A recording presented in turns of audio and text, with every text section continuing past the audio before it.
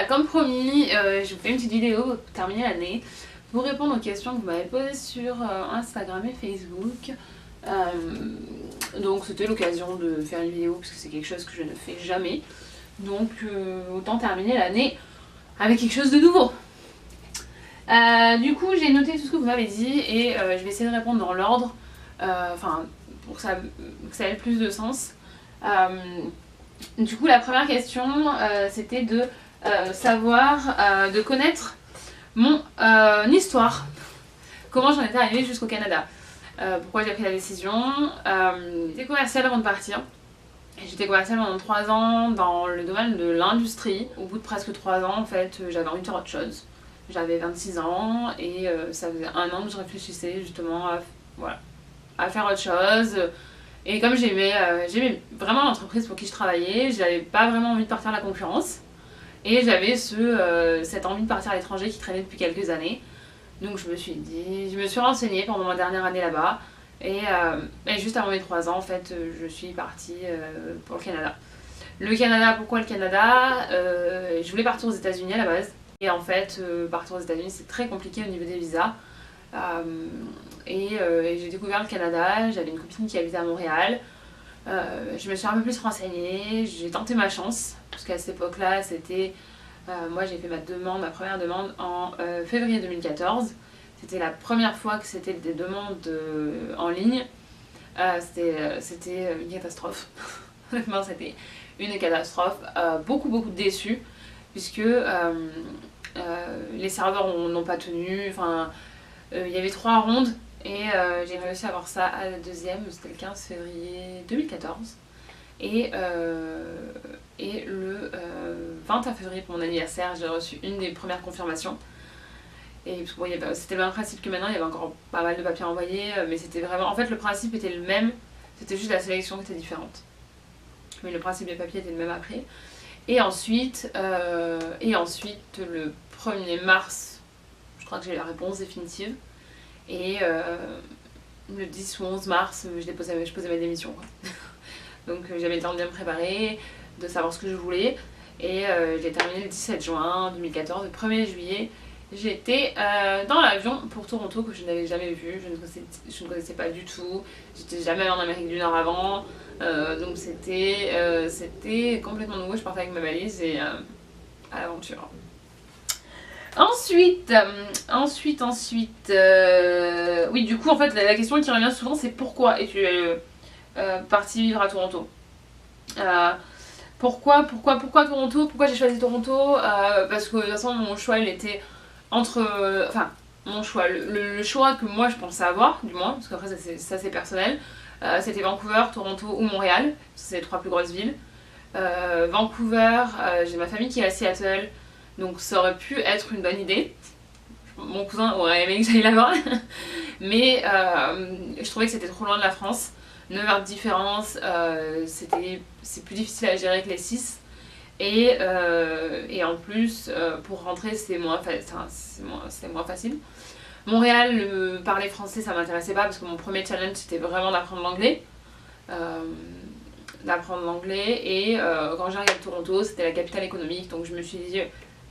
c'est là-bas que ça bouge, c'est là-bas qu'il faut aller voir. Et je regrette pas du tout parce que tout de suite j'ai adoré la ville. Et donc voilà. Pourquoi Toronto? Principalement parce que je voulais apprendre l'anglais et que c'était le plus près de l'Europe. Principalement. Est-ce que la France te manque? Depuis que j'ai trouvé des Kinder Maxi hier, non, la France me manque beaucoup moins, soyons honnêtes. Non, plus sérieusement, bien sûr il y a des choses qui manquent. Mais après on sait qu'on prend une décision en partant à l'étranger, que ce soit ici ou ailleurs.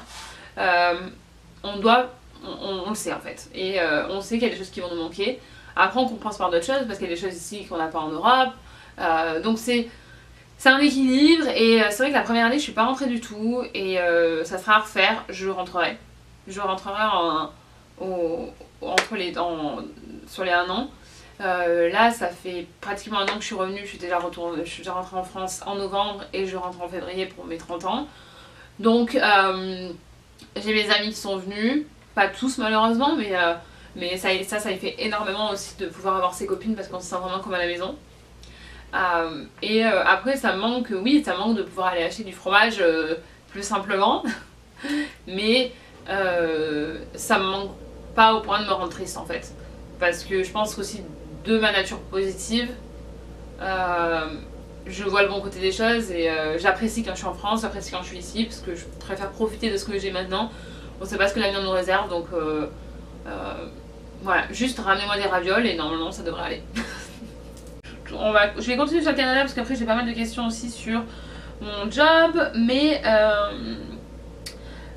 mon statut au Canada. Mon statut, je suis en deuxième PVT. Parce que j'ai fait un premier PVT du 1er juillet 2014 au 30 juin 2015. J'ai décidé de rentrer en France parce que j'en avais marre. J'avais pas trouvé le job qui me plaisait. Voilà, ma vie professionnelle c'est très important pour moi. Donc je me suis retrouvée à faire quelque chose qui me plaisait pas vraiment. Ça me rendait pas malheureuse mais j'étais pas épanouie. Donc j'ai pris la décision de rentrer en France en me disant que si j'étais supposée être ici, ça se ferait. Et ça s'est fait puisque j'ai postulé pour mon deuxième PVT donc en décembre 2015 et sans penser l'avoir. Je l'ai vraiment fait par acquis de conscience pour me dire fais-le, si ça doit arriver ça arrivera. Et 2-3 mois après j'avais mon deuxième PVT et donc c'était mars 2016 et presque il faudrait que je vous fasse une frise chronologique tellement j'espère que c'est clair. Et je suis revenue en février 2017 donc ça fera 1 an dans 2 mois. Donc je suis dans mon deuxième PVT. Voilà, donc moi j'ai pas encore commencé la résidence permanente. Je peux vous donner des infos, voilà, vous m'avez demandé combien de temps, tout ça. Je peux vous dire par rapport à mes copains parce que la plupart l'ont. Mais c'est entre 6 mois et 1 an entre le début vraiment de la préparation, enfin le début et l'obtention quoi. C'est vrai qu'après je peux pas donner trop d'infos, mais il y a tout sur PV6 donc normalement à ce niveau là vous devez trouver. Puis après au fur et à mesure quand j'aurai commencé, par contre si ça vous intéresse je peux partager les étapes. Si je devais comparer mes 2 expériences au Canada, quel serait ton ressenti? Quel serait mon ressenti? Bah déjà il y a une grosse différence, c'est que la première année j'habitais loin du centre-ville. Et malgré que j'ai grandi en Ardèche, je suis une citadine, j'adore là je suis en plein centre-ville, j'adore avoir tout qui est accessible et d'être excentrée du centre-ville, d'être excentrée de mes copains, de pas pouvoir être là en 10 minutes. Là maintenant en 10 minutes je peux me rendre quasiment chez tout le monde ou rejoindre tout le monde pour boire un café, café que je ne bois pas d'ailleurs, je bois des chocolats chauds mais passage si vous voulez m'offrir un chocolat chaud. Donc la première expérience c'était bien mais j'ai travaillé loin et j'habitais loin. Donc ça fait quand même 2 choses qui ont un peu biaisé mon expérience disons. Et je pense que ça a beaucoup influencé le fait que je sois rentrée aussi. Ma deuxième expérience, déjà je suis revenue dans un lieu que je connaissais déjà, où j'avais déjà passé 1 an. En même temps, on a quand même l'angoisse de se dire est-ce que j'ai pas idéalisé tout ça et est-ce que ça va être aussi bien que ce que je l'imagine ou ce que je me rappelle parce que ça aurait très bien pu être moins bien. La deuxième expérience a été différente aussi parce que comme j'avais déjà travaillé pendant 1 an au Canada, qu'entre temps j'ai bossé en freelance, du coup j'ai bossé sur pas mal de projets, j'avais un CV qui était beaucoup plus fourni et beaucoup plus mais décidément com et marketing que ce qu'il était quand je suis arrivée en 2014 parce qu'il était purement commercial. En fait je dirais que la première année je la voyais vraiment plus comme 1 an et je repars, même si dans ma tête j'espérais peut-être trouver un job qui me permettrait de rester. Maintenant je le vois plus sur le long terme, donc on va dire qu'en fait maintenant voilà, la première année c'est un peu comme la lune de miel disons, et là c'est plus la vraie vie d'adulte, la vraie vie en fait. Je sais pas si c'est clair. Quel était ton niveau d'anglais quand tu es arrivée? Alors mon niveau d'anglais, j'ai toujours été mauvaise en anglais, soyons honnêtes. Parce que moi j'étais en section européenne espagnole et c'était l'espagnol qui dominait largement. Et je ne voyais pas l'intérêt de parler anglais. Jusqu'à ce que j'arrive à la fac. Mon niveau d'anglais était... voilà, mon blocage est tombé. Mon blocage est tombé pendant mes 2 mois en Angleterre. Et ensuite j'ai commencé à m'intéresser en fait à l'anglais. Donc à regarder des séries en anglais. Avec les sous-titres en français au départ. Puis après qu'en anglais. Et puis... là on était en 2008, je suis partie en Angleterre. 2008, donc première année de BTS. Ensuite, bah, j'ai commencé à travailler, donc j'avais un peu mis de côté mon idée de partir à l'étranger. J'étais dans une relation, donc j'avais pas envie de partir. Et puis bon, les choses de la vie ont fait que en 2014, ce rêve est revenu. Et que là, je suis partie. Et quand je suis arrivée au Canada, par contre, j'avais un niveau qui était moyen. Mes conversations étaient assez limitées. C'est pas comme aujourd'hui. Aujourd'hui, je vais vous parler de la même façon en anglais et en français. Je vais pouvoir parler avec mes copines canadiennes comme si je parlais avec mes copines françaises quasiment, on va dire. Il y a rien il y a encore, on a toujours de l'amélioration, toujours une marge d'amélioration. Mais j'ai pas, voilà, je me sens pas limitée comme au début. Au début, c'est très frustrant. Par exemple, d'avoir envie de faire des blagues pour rigoler avec ses copines. Parce qu'il y a quelque chose qu'on a compris mais qu'on n'est pas capable de répondre. Et en fait, avoir la blague, de vouloir la dire, mais être incapable de la sortir en anglais, quoi. Et je me rappelle qu'au début, je disais aux gens, mais vous imaginez pas comme je suis drôle en français, quoi. Parce que j'étais frustrée de ne pas pouvoir avoir le même répondant en anglais qu'en français. Donc ça, voilà, c'est... on va dire que ouais, mon niveau d'anglais était moyen. Par contre, sur les 6 premiers mois, il s'est vraiment amélioré. Parce que j'ai évité tous les français au début. Alors que maintenant, c'est la majorité de mes copains sont français, hein, mais j'ai évité tous les français pour me mettre vraiment dans le bain. Ça a été plutôt efficace, je pense. Je regardais toutes les séries en anglais, sous-titrées en français, en anglais. J'ai regardé Oh I Met Your Mother. Parce que c'est l'accent de New York, c'est à peu près le même accent qu'ici, enfin, ça aide. Et ouais, après, bah, de toute façon, je parlais à tout le monde, je parlais aux gens dans le métro, je parlais... Après, on va se mettre en danger, j'allais à la salle de sport où on parlait en anglais aussi. Et au boulot, on parlait en anglais, même s'il y avait pas mal de francophones après dans le boulot que j'ai eu pendant les 7 mois. Donc, ouais, en fait, après, ouais, mon niveau était quand même moyen. Soyons honnêtes. Comptes-tu rester au Canada? Ça, c'est une question qui revient souvent aussi. Comptes-tu rester au Canada? Je n'en sais rien. Je ne peux pas vous dire parce que je n'ai pas de boule magique qui pourra me dire où je serai dans 5 ans. Pour l'instant, ce que je peux vous dire, c'est que j'ai la sensation d'être là où je suis supposée être, que je m'épanouis ici, que d'avoir la possibilité de rentrer en France, par exemple 2 fois par an, ou même plus si je peux, me permet d'avoir un équilibre, mais qu'aujourd'hui, le marché professionnel en France et ici, c'est complètement différent, et que ici, on a beaucoup plus d'opportunités, que quand on est jeune et qu'on a envie de réussir, si on se bouge, ici on trouvera, on nous laissera notre chance. Alors qu'en France, c'est plus, là, voilà, la conjoncture n'est pas la même. Les gens, voilà, les personnes doivent être un peu plus frileuses à embaucher du monde. Mais en tout cas, sans dire que c'est pas bien en France, ici j'ai plus d'opportunités. Voilà, c'est... Donc pour l'instant, disons que ouais, pour l'instant, je suis bien ici. Penses-tu revenir bientôt à Valence? Bah du coup, je reviens en février pour une dizaine de jours, je crois. Je n'ai pas encore mon billet. Je reviens pour fêter mes 30 ans avec ma famille et mes amis. C'est quelque chose qui me tenait vraiment à cœur. Est-ce que tu es inquiète quant aux avantages français que nous n'avons pas ici, retraite, soins santé avec mutuelle, etc. Ça dépend en fait quel poste, quelle assurance, pour quelle compagnie vous travaillez, parce que avec les bénéfices, vous pouvez quand même avoir certaines choses. Bon, par exemple, le job actuel, on a une très bonne couverture. Après, voilà, la mutuelle, je sais, alors je veux pas dire de bêtises, mais il y a un accord entre la France et le Canada pour les années travaillées ici, pour pouvoir les cumuler en France. Je ne connais pas les conditions exactes, je crois pas que ce soit une année est égale une année en France, mais il y a quelque chose à creuser. J'ai pas assez d'informations, enfin, je veux pas vous dire de bêtises, mais il y a quelque chose, ça existe, voilà. Qu'est-ce qui t'a décidé à revenir à Toronto? Oui, ça, parce que du coup j'ai parlé de partir, j'ai parlé que j'étais revenue, mais j'ai pas dit pourquoi en fait j'étais revenue. Pourquoi je suis revenue? En fait c'est vraiment parce que j'ai eu mon PVT en fait. Je suis pas sûre que si j'avais pas eu mon PVT, j'aurais cherché à revenir en fait. Mais je l'ai vu comme un signe. J'ai été tirée au sort dans la 2e ronde.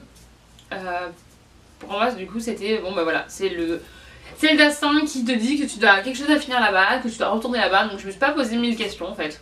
J'ai juste décidé de prendre, on a 1 an pour revenir une fois qu'on a la validation, et j'ai pris 11 mois. Je suis revenue 3 semaines avant la fin, avant la date limite, mais je me suis pas posé de questions en fait, du moment où je l'ai eu, c'était une évidence en fait. J'ai pas cherché à comprendre.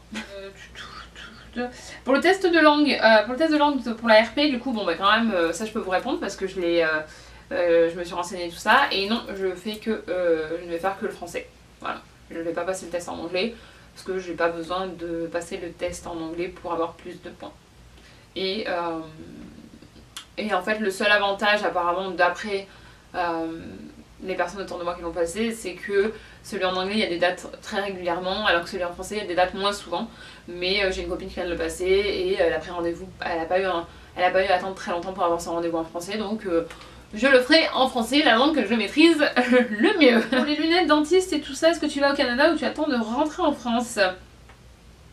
Alors, mes lunettes par exemple celles-ci et les Ray-Ban que j'ai de soleil, elles viennent d'ici. J'avais une ordonnance française en fait qui était encore valable. Après ils m'ont fait une petite mise au point ici, qui font chez l'opticien, enfin chez l'opticien. Ils me l'ont fait, ils ont pris en fait, enfin si on n'a pas d'ordonnance, ils prennent les dernières lunettes. Donc comme j'avais fait faire des lunettes l'année dernière en France, je crois qu'ils ont pris, mais ouais, les Ray-Ban ils ont pris mon ordonnance. Et celle-ci, cet été, ils ont pris les dernières lunettes que j'avais faites l'année dernière en France. C'est un peu moins regardant on va dire qu'en France. Et moi ce que je fais, c'est que je les prends sur Groupon. Donc celle-ci j'ai payé 8$ sur Groupon, j'ai eu 250$ de bon d'achat, et du coup je les ai payés 200$, parce qu'au total il y en avait pour 450. Donc et il n'y a pas de taxe, à savoir il n'y a pas de taxe sur les lunettes de vue. Je sais pas pour les solaires par contre. Je suis pas sûre pour les solaires, mais en tout cas pour les lunettes de vue c'est certain. Et là j'ai un deuxième bon d'achat parce que j'en avais pris 2 du coup, donc je pense que je vais refaire faire des lunettes comme ça. Moi c'est plus avantageux. Par contre au boulot, je crois que là je pouvais les faire aussi sinon, donc il me semble, parce qu'en France on sélectionne, c'est comme en France en fait pour la mutuelle on sélectionne, voilà je veux mettre plus d'argent sur les lunettes, je veux mettre plus d'argent sur les dents, et là c'est pareil, et donc moi bon forcément je mets toujours sur les lunettes. Mais sinon je recommande, voilà, si vous avez pas d'assurance qui prend en charge les lunettes, vous pouvez faire un gros pont, et franchement ça vaut vraiment le coup. Et sinon dentiste tout ça, bah en fait pour l'instant je n'ai pas encore sauté le pas, je transfère petit à petit tous mes rendez-vous ici, mais comme je rentre en février je vais faire tous les check-up. Voilà, j'ai pas encore tout fait ici en fait. Et puis j'avais tout fait avant de partir en février, donc là je vais refaire un check-up. Je risque d'aller à Toronto de février à mai, je voulais savoir le temps qu'il fait à cette période. Et sais-tu si pour y rester quelques mois comme moi en simple touriste, une année suffit ou s'il faut un autre papier? Il y a quelques mois je t'avais posé des questions pour mon copain et merci beaucoup d'y avoir répondu. Il trouve Toronto très sympa mais super cher par contre. Alors ça c'est toujours un truc, ça c'est super cher, ça dépend tellement d'une personne à l'autre, de là où on vient, du revenu qu'on a. Donc ça là-dessus je peux pas trop me prononcer, puis c'était pas la question de toute façon. Le temps qu'il fait... Ben, janvier, février, c'est les mois les plus froids. Février, je suis bien contente d'être en France, je vous avoue. Et ouais, il neige encore. Voilà, quand je suis revenue cette année, il a neigé jusqu'en avril, je crois, mars-avril. Donc il peut neiger après, il va faire moins 10 ou... Non, en fait, c'est pas très très... Comme là, cette semaine, on a eu jusqu'à ressenti moins 23. Et là, après, on était à moins 2, quoi. Enfin, c'est difficile à dire, mais en tout cas, mai normalement il devrait faire beau. Avril-mai il commence à faire meilleur. Mais ça encore une fois, ça dépend les années. Juste prévois une grosse veste, des collants polaires. Relis mon article sur comment survivre au froid au Canada. Et ça dépend, tu peux très bien tomber sur une année où il fera beau. Mais en principe il fait quand même pas très chaud jusqu'en mai quoi. Avril-mai. Et l'autre partie de la question, oui, en simple touriste il te faut seulement la VE. Et c'est bon, voilà. Passons sur le travail. J'ai une question. De quoi vis-tu? L'amour et d'eau fraîche. Non, pas vraiment en fait. Non, je suis salariée. Et en plus de ça, je travaille en freelance. Donc ça je sais que c'est quelque chose qui n'était pas très clair et où j'ai eu plusieurs d'autres questions aussi. Donc je suis salariée, ici c'est 40 heures par semaine, donc je fais mes 40 heures. D'ailleurs, j'ai eu une très belle opportunité, donc l'année 2018 commence avec un nouveau job. Ça aussi j'y reviendrai parce que vous m'avez posé des questions sur la recherche d'emploi, donc j'y reviendrai. Mais mon job, en fait, je bosse. Jusque là, j'avais pas vraiment des jobs dans mon domaine. Donc là, je vais avoir un job dans mon domaine. Je vais bosser dans le digital. Donc vraiment réseaux sociaux. Tout ce qui tourne autour des réseaux sociaux en fait pour développer la présence et drainer plus de monde dans les comment dire, commerces. Mon premier métier, c'est l'aide commerciale. Ensuite, maintenant, j'ai plusieurs casquettes puisque en freelance, je travaille en tant que community manager, je travaille dans l'événementiel, je travaille dans des relations presse s'il faut, je fais de la création de contenu pour des sites web, je crée des sites web sur une demande. C'est pas mon domaine de prédilection, mais je sais le faire, je peux le faire. Donc en fait, le blog m'a permis de faire plein de choses. Donc maintenant, j'ai pas un seul métier. Et par contre, mon domaine, vraiment, on va dire, je pense que si j'ai un domaine où je suis plus spécialisée, c'est les réseaux sociaux. C'est ce que je vais faire d'ailleurs maintenant à plein temps, de toute façon. Mais c'est... Ouais, c'est... Donc je vis de ça. Je vis d'avoir un boulot en tant que salarié et de bosser en freelance sur des missions qui sont très variées. Très variées. Très variées. Et donc c'est de ça que je vis. Hello Astrid, j'ai plus de questions sur le boulot. Comment trouver du boulot vite en arrivant en n'étant pas exigeant. Tout simplement en prenant ce qu'on trouve. J'ai travaillé les 3 premiers mois en magasin chez Massimo Dutti. Donc il fait partie du groupe Zara, qui est un très beau magasin. Je travaillais à Yorkdale. C'était fun. C'est là où j'ai rencontré ma copine Laura, irlandaise, et où j'étais l'année dernière en quasiment la même période, parce que j'y suis allée après Noël.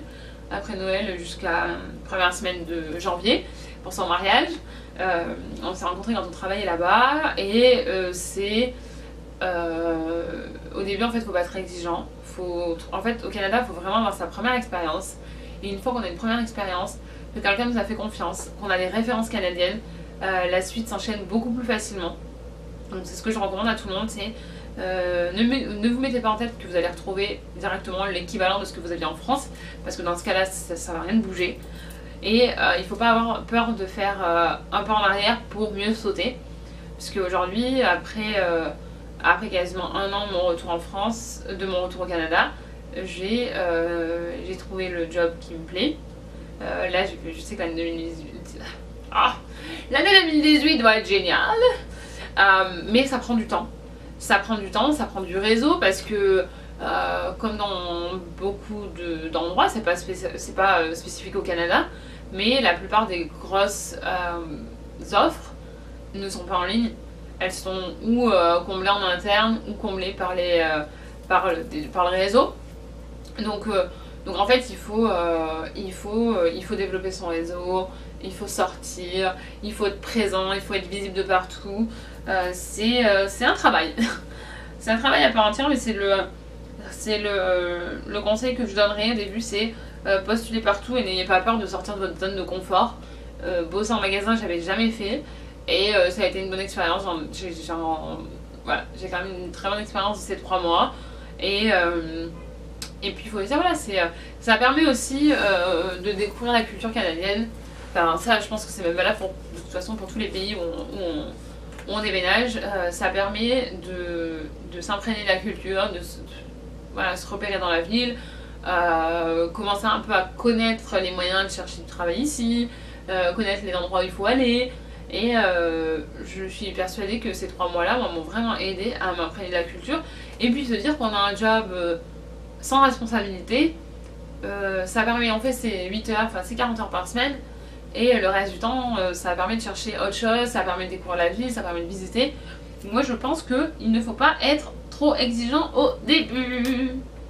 Être français, est-ce vraiment un plus d'être français à Toronto, surtout en com.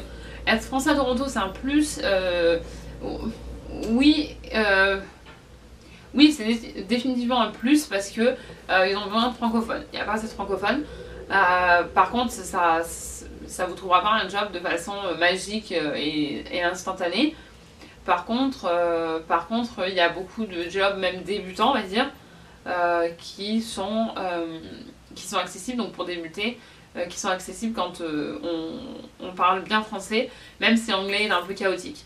Et bon, après, c'est pas des trucs hyper fun, hein, c'est des call centers, des choses comme ça, mais ça permet de rentrer un salaire, ça permet d'avoir du coup l'esprit tranquille de se dire voilà, je rentre quand même de l'argent, je peux payer mon loyer, je touche pas à mes économies. Et ensuite, ça permet de rencontrer du monde, d'agrandir son réseau, d'ajouter une expérience canadienne à son CV. Donc être français, oui, c'est sûr que ça aide dans un sens. Ouais. Le déroulement des entretiens. Alors ça, je ferai plutôt des articles complets dessus parce que le déroulement des entretiens, en fait, en 2 mots quand même, c'est beaucoup plus détendu et moins formel. Pour ce que moi j'ai fait dans le magasin, c'était un entretien, on avait fait au milieu du centre commercial. Ici, le CV, c'est bien, on va vous demander, mais c'est plus... c'est la personnalité, c'est ce que vous savez faire, ce que vous allez apporter à l'entreprise, plus que vos études, par exemple. Pour illustrer ça, quand même, les études sur le CV canadien, c'est tout en bas, quoi. C'est la dernière chose qu'on met. Donc, question pratique pour l'hiver, tu conseilles quoi comme veste et matériel, en fait, pour survivre en fait, je re-jump sur le... sur le Canada et plus le job en fait. Moi j'ai une veste de chez Bench que j'avais achetée en solde qui est très bien.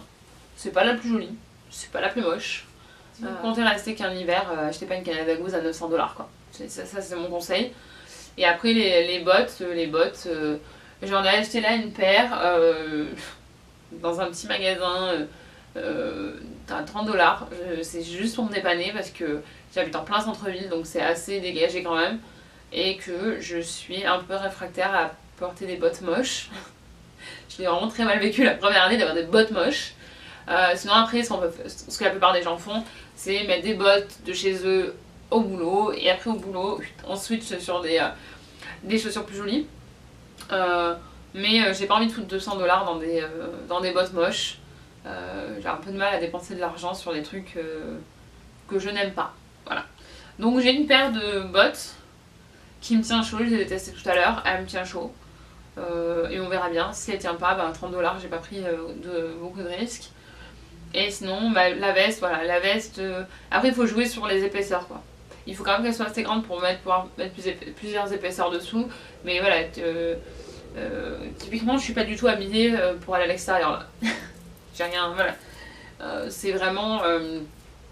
petit t-shirt dessous uni, enfin ce qu'on met jamais sinon, chemise par dessus ou pull, et voilà, épaisseur, pull, petite veste et mettre la veste par dessus et puis sinon essayer de faire recommander par des gens. Moi la mienne elle vient chez Bench, j'en suis contente et dedans c'est en poil, c'est pas mal. Attends, je vais vous la montrer de toute façon la voir correctement.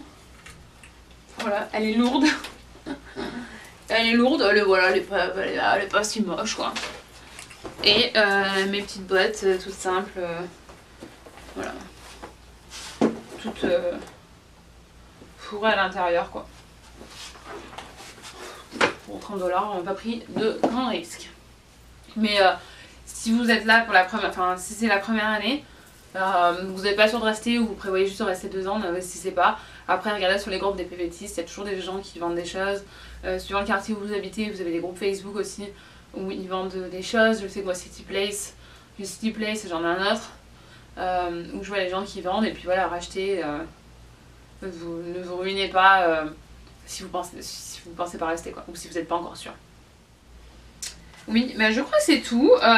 En tout cas c'était vraiment cool de pouvoir échanger avec vous parce que je me dis que ça peut servir à d'autres les questions que vous avez. Très bon échange, c'est une très bonne relation et je suis très contente de pouvoir avoir répondu à vos questions. J'espère que c'était assez clair, j'espère que ça vous a aidé et j'espère que si vous avez d'autres questions, vous n'hésiterez pas à les poser. Voilà, et bien je vous fais des gros bisous, je vous souhaite de bonnes fêtes en espérant que j'aurai le temps de faire cette vidéo avant les fêtes. Sinon, les fêtes de toute façon ça dure jusqu'au 1er janvier, hein, donc on est large. Et je vous fais plein de bisous et à bientôt à Toronto pour celles qui sont à Toronto, à bientôt en France pour celles qui sont en France, et puis très rapidement sur Insta Story pour vous tous. Bisous!